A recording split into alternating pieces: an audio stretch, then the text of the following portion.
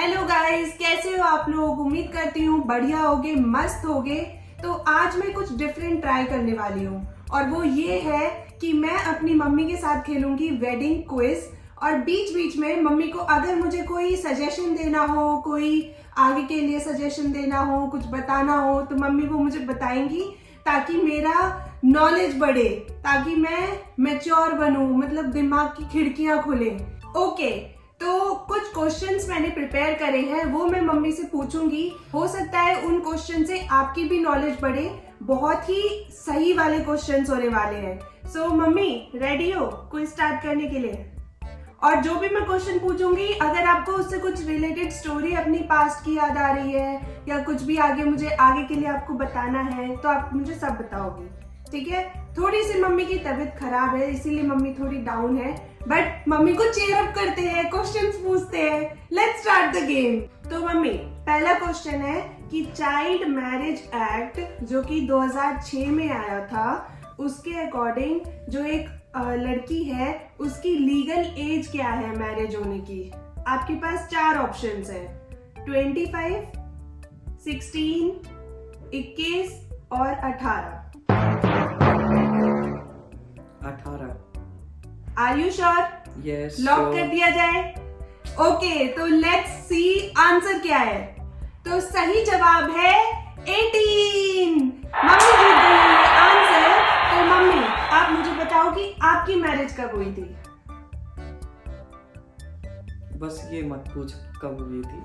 बताओ बताओ, यही तो इंटरैक्टिव सेशन है। It's like a podcast. बताओ। 12 इयर्स में। 12 years? Yes. Do you guys even realize mummy की शादी हुई थी 12 साल में। यस। और जो लीगल एज होती है लड़कियों की शादी करने की, विच इज 18, उस एज में मैं पैदा हुई थी, है ना? मतलब भैया तो ऑलरेडी हो चुका था, मैं उस एज में पैदा हुई थी। तो सोचो पहले के टाइम में कितना इनजस्टिस होता था लड़कियों के साथ। अगर ये लॉज नहीं आते तो ये कंटिन्यू चलता रहता। तो आप मुझे कमेंट सेक्शन में बताइएगा इस क्वेश्चन से आपको कितनी नॉलेज मिली और कितनी हेल्प मिली। And let's move on to the next question. Okay, तो मम्मी, दूसरा क्वेश्चन, 7 फेरे लेते हुए जो पहला प्रॉमिस करते हैं कपल एक दूसरे से, वो क्या होता है? ऑप्शन है आपके कि एक दूसरे को प्यार और इज्जत देंगे। दूसरा ऑप्शन है एक दूसरे को मतलब कि एक दूसरे का ध्यान रखेंगे और खाना पीना, ये मतलब ये सब देंगे। एक तीसरा ऑप्शन, एक दूसरे को हेल्दी और अच्छी लाइफ देंगे। और चौथा ऑप्शन है कि एक दूसरे को शक्ति देंगे। बताओ बताओ बताओ। चौथा, एक दूसरे को शक्ति देंगे। Are you sure? Yes. Lock कर दिया जाए? यस। ओके, तो देख रहे हो गाइस मम्मी को कितनी नॉलेज है, क्योंकि मम्मी ने अपनी शादी के बाद भी 100 करोड़ों कितनी शादियां देखी है ना? हद ही हो गई है। इसके हिसाब से मैं ओल्ड वुमेन बन गई हूँ बिल्कुल। इससे मेरे मन में एक क्वेश्चन आया, आपने कभी किसी की शादी कराई भी है? कराई है बहुत सारी लड़कियों की। मंत्र पढ़े हैं आपने? मतलब मंत्र नहीं पढ़े हैं। अच्छा, मतलब वैसे शादी कराई है लड़कियों कि हम लेडीज पैसे इकट्ठे करके कन्यादान देके बहुत गरीब बच्चों की शादी करवाया है। तो गाइस, ये कितनी अच्छी बात है। और मतलब ये एक्चुअली में बहुत ही पुण्य का काम माना जाता है किसी लड़की की शादी कराना, स्पेशली अंडर प्रिविलेज लड़कियों की। तो लेकिन उसमें भी ध्यान रखना होता है कि उस लड़की की लीगल एज होनी चाहिए शादी करने की, उसकी मर्जी से शादी होनी चाहिए। आप अपनी लाइफ में कभी ना कभी किसी ना किसी एक लड़की की ऐसे हेल्प जरूर करना, ठीक है?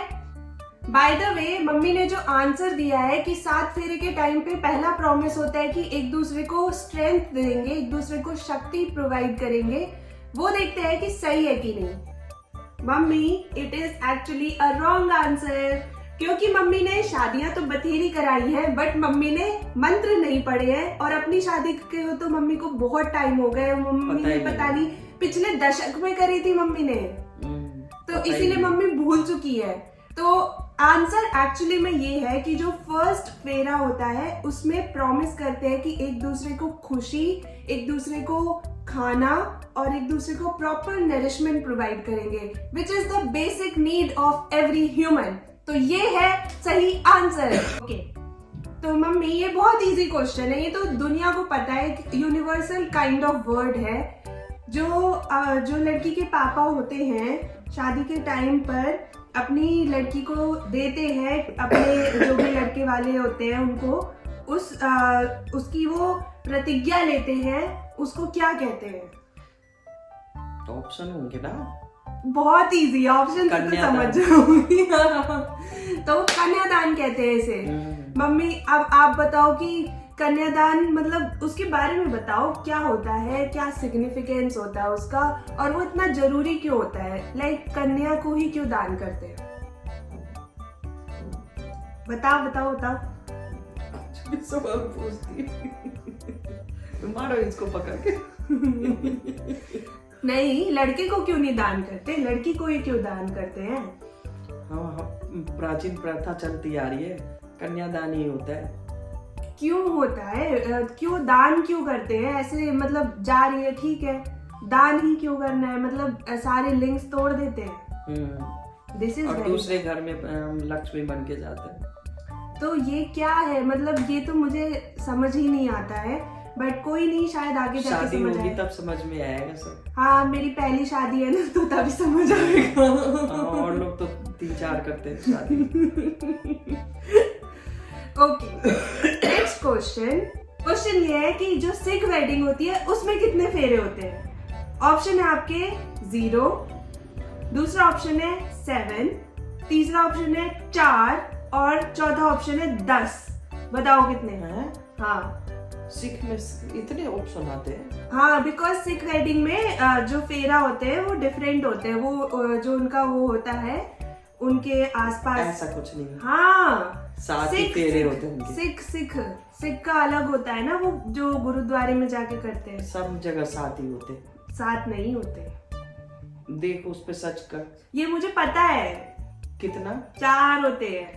बस 4 ही फेरे लेते हैं? ये मुझे पता है बिकॉज मेरे कुछ फ्रेंड्स हैं जो सिख हैं, तो उनके थ्रू मुझे पता चला कि सिख वेडिंग में 4 ही फेरे होते हैं जो उनके होते हैं।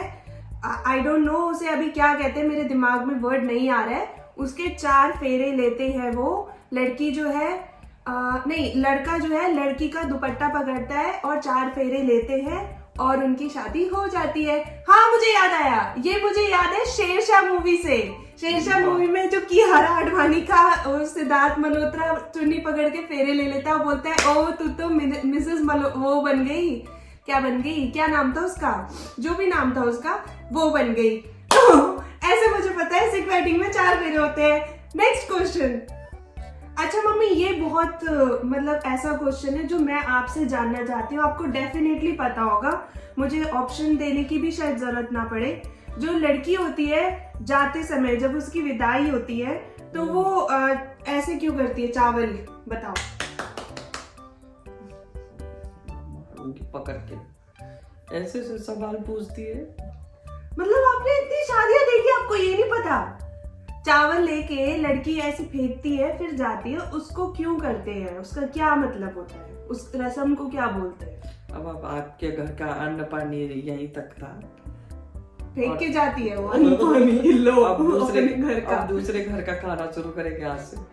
मोटी ये क्या सिग्निफिकेंस हुआ? देखो ऑप्शन देखो कि हाँ ऑप्शन बताना कि अपने पेरेंट्स को मतलब अच्छी गुड फॉर्च्यून, मतलब अपने पेरेंट्स को शुभ विश करने के लिए। दूसरा ऑप्शन है अपने पेरेंट्स को थैंक यू करने के लिए, उनके अनकंडीशनल प्यार वगैरह। तीसरा ऑप्शन है जो मैंने 2 ऑप्शन दिए थे ऊपर, दोनों। और चौथा ऑप्शन है उन दोनों में से कोई भी नहीं। ये तो मैं रियली इंटरेस्टेड हूँ मम्मी, आपने इतनी शादियां कराई, अभी आपने स्टार्टिंग में खुद ही एक्सेप्ट करा था, बताओ। शादी तो हमने ऐसे करवाई है गरीब बच्चों की, लेकिन ये थोड़ी ना कि अब ये क्यों होता है। हर शादी में ऐसा होता है। अब ये बताएगी तो गाइस मैंने इसका आंसर एक्चुअली मैं गूगल पे सर्च करा बिकॉज मम्मी को भी नहीं पता था, ये बस रस्म होती थी। कितनी रस्म आप सोचो ऐसी होती है इंडियन वेडिंग में जो बस करते हैं, उसका सिग्निफिकेंस नहीं पता। इसका सिग्निफिकेंस ये है कि लड़की अपने पेरेंट्स को गुड लक विश करती है, जो कि उन चारों ऑप्शंस में से पहला ऑप्शन था। लड़की जाती है तो वो चावल फेंक के जाती है। चावल which means Akshat in Hindi is for good luck. तो वो अपने पेरेंट्स को गुड लक विश करती है कि मैं जा रही हूँ, बट पेरेंट्स को गुड लक। वाह, समझी? बिल्कुल बिल्कुल समझ गया। अच्छा मम्मी, बिहारी वेडिंग और बाकी वेडिंग में क्या डिफरेंस होता है? मतलब ऐसा क्या रिचुअल होता है जो बाकी वेडिंग में नहीं होता पर बिहार में जरूर होता है? वहाँ पे गिढ़ारी बटकोर होता है एक दिन पहले, और शादी वाले दिन शादी से पहले आम के पेड़ के साथ, महुआ के पेड़ के साथ पहले फेरे लेते हैं, उसमें शादी होती है। उसके बाद शादी करने जाती है लड़की। और गिढ़ारी और मटकोर क्या होता है? गिढ़ारी मटकोर कुल देवता की पूजा होती है। कुल देवता की पूजा करते हैं, घर के देवता की पूजा करते हैं। नए बर्तन में, नए चूल्हे पे खाना बनता है, भोग लगता है सब। तो सबसे पहले ये पूजा, तभी शादी होगी, उससे पहले शादी नहीं हो सकती। और आम और महुआ सत्यनारायण की भगवान शादी, की कथा होती है। आम और महुआ की शादी क्यों करते हैं? ये तो बिहार में फिक्स्ड है। शादी से पहले पहले आम के पेड़ से, फिर महुआ के पेड़ से, फिर जितने भी इष्ट देव, पितृ देवता, कुल देवता है उनकी पूजा, उसके बाद शादी करनी है। तो गाइस पता चला आपको कि एक बिहारी वेडिंग और बाकी वेडिंग में क्या डिफरेंस होता है। तो जो भी मम्मी ने बताया आप मुझे बताइएगा कि अगर आप बिहार से नहीं है, बिहार से है तो ऑफ कोर्स आपकी शादी में ऐसा होता है, बिहार से नहीं है तो आपकी शादी में या आपके स्टेट की शादी में ऐसा होता है कि नहीं, ये रिचुअल फॉलो होता है कि नहीं। ओके, इसी के साथ हम बढ़ते हैं अगले सवाल पर। तो मम्मी, अगला सवाल है कि जब लड़के का वेलकम करते हैं शादी में तो उसकी नाक क्यों पकड़ते हैं? कि हमेशा झुक के रहो, ज्यादा चौड़ में नहीं रहो। सुना आपने क्या एक्सप्लेनेशन दिया मम्मी ने? अब मैं इसके ऑप्शन पढ़ती हूँ। पहला ऑप्शन है लड़के को तंग करने के लिए, दूसरा ऑप्शन है उसको आशीर्वाद देने के लिए, तीसरा ऑप्शन है कि लड़की के ऊपर से कोई भी बुरी आत्मा का साया भगाने के लिए, और चौथा ऑप्शन है उसका वेलकम करने के लिए। आपको क्या लगता है मम्मी? ऐसे ही बस वहाँ पे एक भाई की तरफ से आशीर्वाद के तौर पे ये किया जाता है जीजा को। ओके, आपने अपने जीजा के साथ, आपके दो जीजा जी है ना, उनके साथ कोई मस्ती करी थी शादी पर? तब ऐसा नहीं होता था शायद। पहले जीजा जी का मतलब मस्ती नहीं होता था। क्या होता था? जीजा जी मतलब बड़े भाई की तरह ही हो गए, नो मजाक, नो वो। मेरे को एक चीज जाननी है कि बिहार में जीजा जी को मेहमान जी क्यों कहते हैं? वो तो सास कहती है मेहमान जी। और वो मेहमान है इसलिए बोलते हैं कि ऐसे ही बोलते हैं? नहीं नहीं, दामाद को बोलते हैं मेहमान जी। तो आपको पता चला बिहार में जो दामाद होता है उनको मेहमान जी बोला जाता है, मेहमान जी बोल के संबोधित किया जाता है। 2000 years later. ओके, तो मम्मी सो गई थी बात करते करते, तो मुझे वीडियो वहीं पे एंड करनी पड़ी बिकॉज मम्मी ने पी थी कफ सिरप। क्यों पी थी कफ सिरप? बिकॉज मम्मी का गला एकदम गंदा वाला खराब हो चुका है फिर से। तो अब मम्मी उठ गई है, देखो, और देखो क्या लेके बैठी है, ये खा रही हूँ। चाय बन रही है वहां पे। आपको खाना है? गाइस नमक पारे खा लो। चलो अब बहुत डिस्कशन हो गई, बहुत क्विज हो गया, अब डिस्कशन करते हैं मेरी शादी से रिलेटेड। तो मम्मी आप बताओ कि आपको मतलब जिससे मेरी शादी होने वाली है वो कैसा लगता है? बहुत अच्छा लगता है, बहुत बढ़िया है।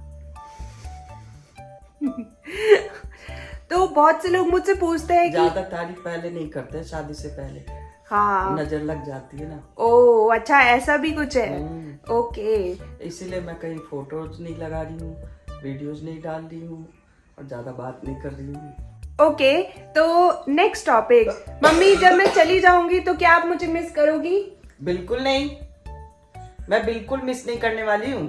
क्यों? हाँ, मेरे को तो बड़ा आराम हो जाएगा। आराम?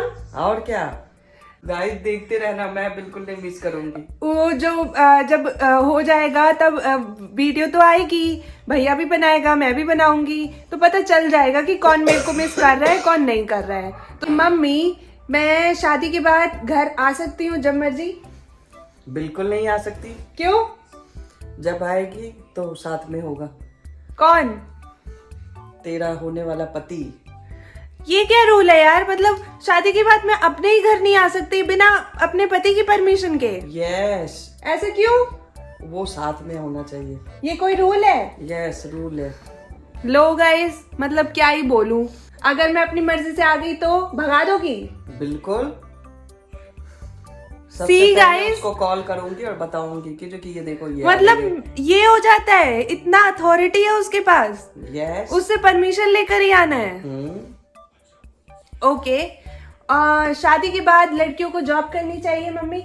बिल्कुल करनी चाहिए, जॉब कभी भी नहीं छोड़नी चाहिए। ओके। जैसे शादी के बाद होता है कि रिस्पॉन्सिबिलिटीज काफी आ जाती हैं, आगे जाके बहुत सारी रिस्पॉन्सिबिलिटीज आ जाती हैं, तो कैसे संभालना चाहिए जॉब के साथ? अच्छी गृहिणी वही होती है जो घर को भी और ऑफिस को भी संभालती है। ओके। तो दोनों मैनेज करना है तुम्हें, और सबको खुश रखना है, सबको खाना पीना खिलाओ, और संडे मिलेगा, सैटरडे मिलेगा, संडे मिलेगा, तो उस दिन बढ़िया बढ़िया डिश बना के खिलाओ कि 5 दिन के कसर पूरे हो जाए अगर कम काम किए हो तो इसलिए कंटिन्यू ये चीज होना चाहिए। दोनों मिलके एक दूसरे का ध्यान रखो, एक दूसरे की फैमिली का ध्यान रखो, तभी तो आगे लाइफ चलेगी। ओके। तो गाइज, ये था मेरी मम्मी के साथ थोड़ा candid conversation about my marriage. मैंने मम्मी से कुछ क्विज वाले सवाल पूछे, फिर मम्मी सो गई, मुझे वीडियो एंड करनी पड़ी। फिर मैंने मम्मी से अपनी शादी से रिलेटेड कुछ क्वेश्चन पूछे। तो ये थी हमारी एक तरह से चर्चा विद सम फूड। देखो कितना सारा खाना है यहाँ पे, सारी मिठाइयाँ हैं, ये सब हम खाएंगे, चाय पियेंगे, और इस वीडियो को यहीं पर एंड करते हैं। आपको कैसी लगी ये ज्ञान वाली वीडियो मुझे कमेंट सेक्शन में बताइएगा। आज बहुत सारा ज्ञान दिया है माता जी ने, तो कमेंट सेक्शन में बताइए कौन सी चीज आपको पहले नहीं पता थी और आज पता चली। Thank you, bye bye, love you, like, comment, share and subscribe.